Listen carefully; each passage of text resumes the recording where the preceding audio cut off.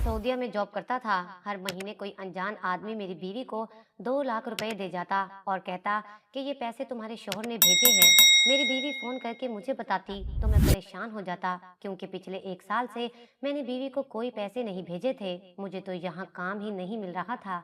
इस बार उस आदमी ने मेरी बीवी को 50 लाख दिए तो मेरी बीवी ने एक नया मकान खरीद लिया। बीवी ने वीडियो कॉल पर वो मकान मुझे दिखाया तो मैं उसी वक्त पाकिस्तान आ गया, मगर मेरा कलेजा फट गया जब वो आदमी। मेरा नाम शौकत अली है। मेरे अब्बा मिस्त्री थे। एक बार किसी घर की तामीर के दौरान पैर फिसलने से दूसरी मंजिल से जमीन पर गिरे तो टांग टूट गई। काम कुछ अरसा तो बिल्कुल बंद हो गया और जो जमा पूंजी थी वो इलाज पर लगने लगी, जिसकी वजह से घर में फाकों की नौबत आ गई। मैंने होश संभालते ही अब्बा का हाथ बटाने की गर्ज से छोटा मोटा काम करना शुरू कर दिया था। अब्बा संभले तो दोबारा काम पर लग गए, मगर पहले जैसी बात नहीं रही थी, इसलिए घर के हालात भी दोबारा नहीं संभल पाए थे। मगर जब मैं जवान हुआ तो अपने पैरों पर खड़ा होने के काबिल हो चुका था और इतना कमा लेता था कि दोबारा घर में कभी फाकों की नौबत नहीं आने दी।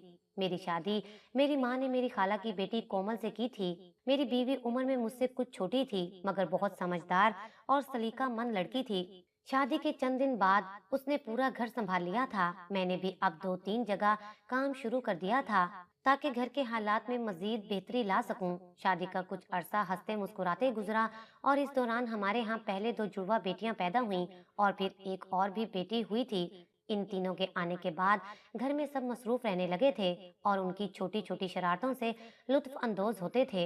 मगर फिर हालात ने करवट ली।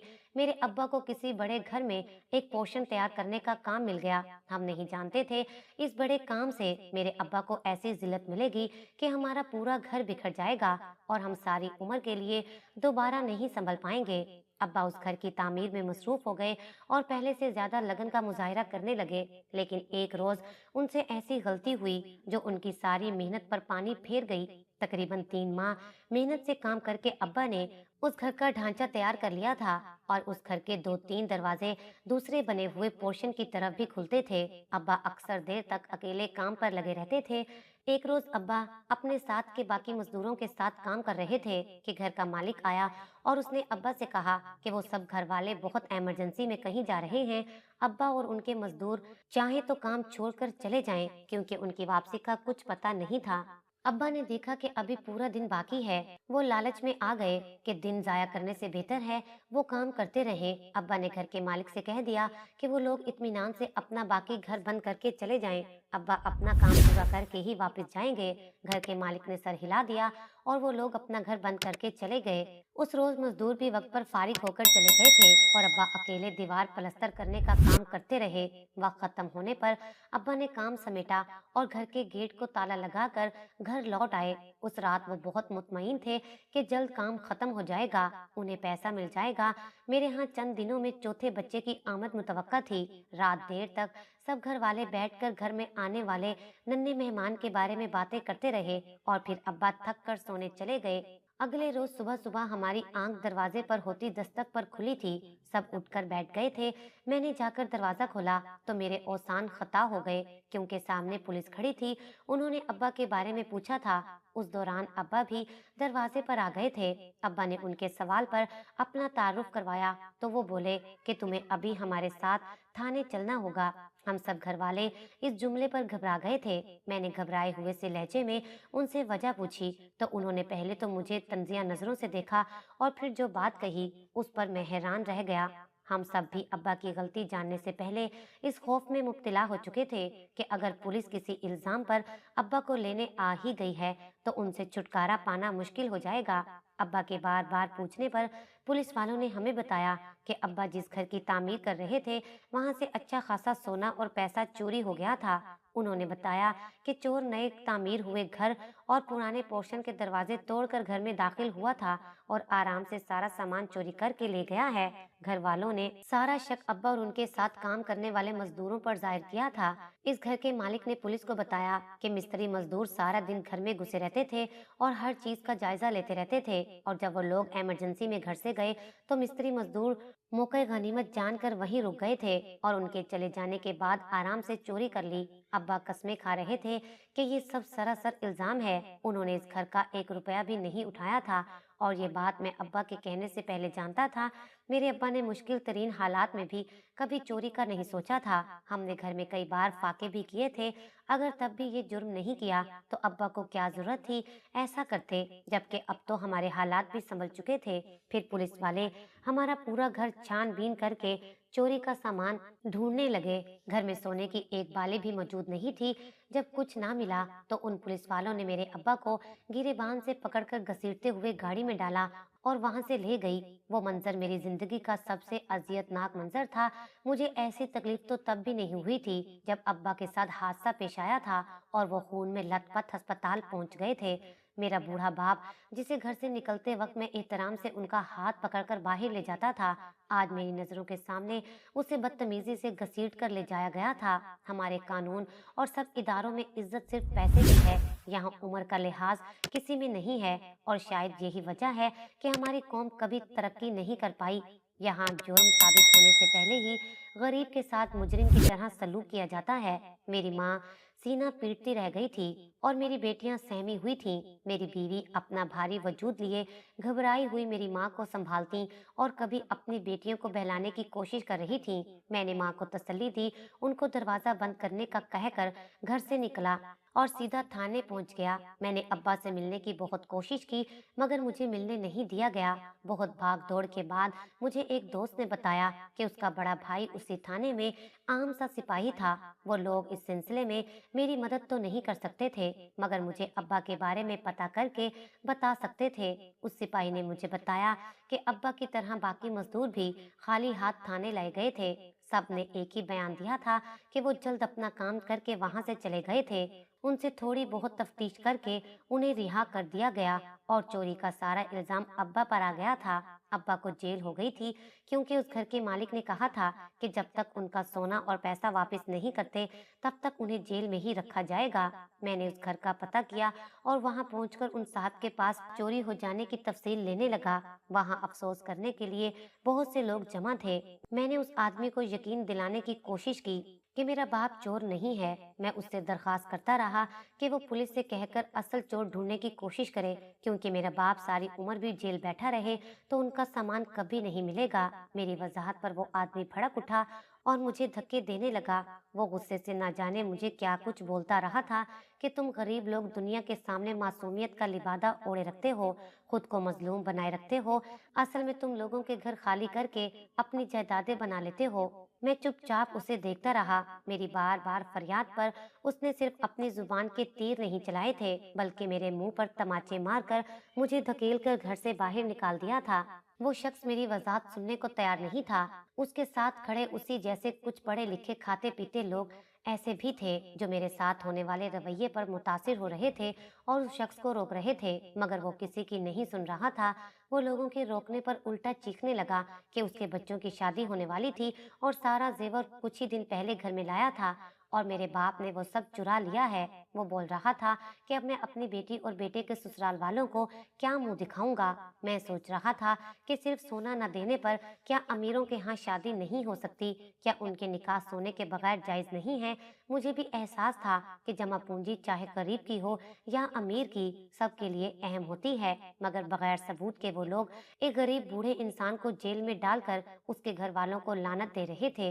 मैं मायूस सा उठा और घर पहुंच गया, मगर मेरे घर के दरवाजे पर ताला लगा देखकर मेरे होश उड़ गए थे। मैंने घबरा कर अपने साथ वालों का दरवाजा बजाकर अपनी बीवी और माँ का पूछा तो वो बोले कि शाम के वक्त मेरी बीवी की तबीयत अचानक खराब हो जाने की वजह से मेरी माँ उसे करीबी क्लिनिक में ले गई थी। मैं भागा भागा वहां पहुंचा तो मेरी माँ उदास चेहरा लिए सामने खड़ी थी। मैं माँ तक पहुंचा तो वो उम्मीद भरे लहजे में अब्बा के बारे में पूछने लगी। मैंने मायूसी से सर झुकाया तो वो गुमसुम हो गई। मैंने अम्मा को तसल्ली दी और अपनी बीवी का पूछा तो एक नर्स मुझे मुबारक देने लगी क्योंकि इस बार फिर मेरी बेटी पैदा हुई थी। मुझे ये इत्तला देते ही मेरी माँ का जब्त टूटा और वो फूट फूट कर रोने लगी। मेरे चुप करवाने पर बोली कि काश हम लालच ना करते और तुम्हारे बाप को ये काम लेने से मना कर देते। उनकी सेहत वैसे भी अब पहले जैसी नहीं रही थी। मैं अपनी माँ को सीने से लगाई तसल्लियां देता रहा कि अब्बा बेकसूर हैं और ये बात जल्द साबित हो जाएगी। मेरी बीवी की हालत संभली तो हम उसे लेकर घर आए। मैं अब्बा के लिए भी भाग दौड़ कर रहा था और उस रोज की जिल्लत को भुलाकर 2-3 मर्तबा दोबारा उस घर के मालिक के पास गया था, क्योंकि मुझ जैसा गरीब इंसान वकील नहीं कर सकता था। मेरे पास अल्लाह का सहारा था और उसके बाद उस इंसान का आसरा था जो कि अब्बा को बेकसूर मानकर माफ कर देता, मगर वो मेरी बात सुनने को तैयार नहीं था। उसे यकीन था कि हम उसका पैसा जेवर छुपा चुके थे। वो हर बार एक ही बात दोहराता रहा था कि अगर मैं उसे उसका सामान लौटा दूं तो वो अब्बा को माफ कर देगा। इस दौरान मेरी अब्बा से मुलाकात मुमकिन हुई तो मैं उनसे मिलने गया और मेरा सब्र उनकी हालत पर जवाब देने लगा था। वो निहायत ही बुरी हालत में जेल के एक कोने में बैठे हुए थे। मैंने अपनी बेटी का बताया तो वो खुश होने लगे और बोले कि अपनी बेटियों को मेरे बारे में कुछ मत बताना, उनसे कह देना मैं किसी काम से दूसरे शहर गया हूँ। मैं नहीं चाहता वो ये बात सुनकर सोचने लगे कि शायद उनका दादा वाकई चोर है। मेरा दिल इन जुमलों पर तड़प उठा था। गुर्बत इंसान को कभी कभी बहुत बेबस कर देती है। अब मुझे पहली बार अपने गरीब होने पर दुख हुआ था। मैंने पहली बार सोचा था कि अगर मैं अमीर होता तो आज हालात मुख्तलिफ होते।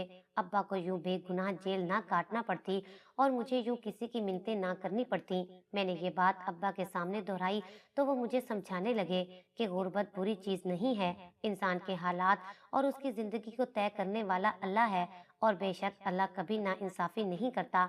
गुर्बत की गाली देने वाले तो ये जमीनी लोग हैं जो गरीब को जुल्म की चक्की में पीस कर अपने आप को मुकम्मल और बेहतरीन इंसान समझ बैठते हैं।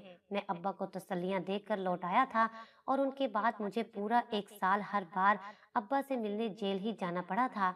अब्बा को वापस घर आना नसीब नहीं हुआ था। जेल में रहकर वो बीमार और कमजोर हो गए थे। मैं अपने माँ बाप की परेशानी में हलकान हो चुका था। 1 साल के बाद अम्मा का सब्र जवाब दे गया और वो अब्बा के इंतजार में ही दुनिया से चली गईं। मैं अभी अब्बा को अम्मा की मौत के बारे में बताने का सोच ही रहा था कि एक रोज अब्बा की मौत की इत्तला मिल गई। वो दोनों दुनिया वालों की दी जिल्लत से थक कर अल्लाह के पास चले गए थे और मैं पीछे उनका गम सीने में दफन किए बीवी बच्चों के लिए मेहनत मजदूरी में लग गया था। मगर जाने किस्मत को क्या मंजूर था कि मेरा काम मुसलसल हर जगह से खत्म होने लगा। मैंने 2 साल मजीद मेहनत करने में जाया कर दिए थे, मगर घर में फाकों की नौबत आ गई थी। अपनी मासूम बच्चियों को भूख से बिलखता देखकर मैं थक गया था। मैंने लोगों से कर्ज लिया और पैसा जमा करके सऊदीया पहुंच गया। मैं मस्जिद नबी सल्लल्लाहु अलैहि वसल्लम में सफाई का काम करता था, मगर मैं पैसा घर भेजने के काबिल नहीं हो रहा था, क्योंकि जिस आदमी ने मुझे इस काम पर लगवाया था वो धोखे से मेरी आधी से ज्यादा तनख्वाह खुद ले रहा था और यही बात मुझे परेशान करती थी। मगर एक रोज बीवी ने फोन पर बताया कि मेरे भेजे हुए 2 लाख से उसने हमारी बेटियों के लिए खरीदारी की है और छोटा मोटा कर्ज भी लौटा दिया है। मैं ये सुनकर हैरान हुआ था, क्योंकि मैंने तो उसे 1 रुपया भी नहीं भेजा था। बीवी की खुशी और बेटियों के चहकने पर मैं सच छुपा गया था और काल काट कर सोच में मुब्तला हो गया।